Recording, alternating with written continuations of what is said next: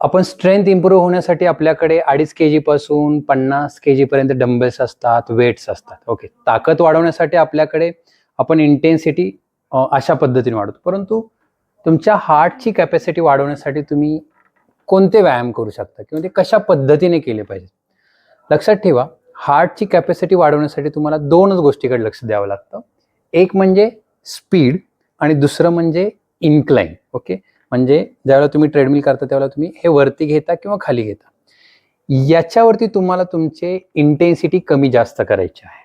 Okay, आता इथे काही बटन सुद्धा असतात की ज्याच्यामध्ये स्पीड वाढवू शकतो किंवा इन्क्लाइन कमी जास्त करू शकतो.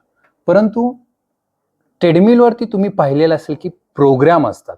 ओके, प्रोग्राम, वेगवेगळे प्रोग्राम तुम्हाला इथे डिझाईन केलेले असतात. हे प्रोग्राम कसे असतात की वेगवेगळ्या इंटेन्सिटीला मध्ये स्पीड वाढणार, मध्येच इन्क्लाइन होणार.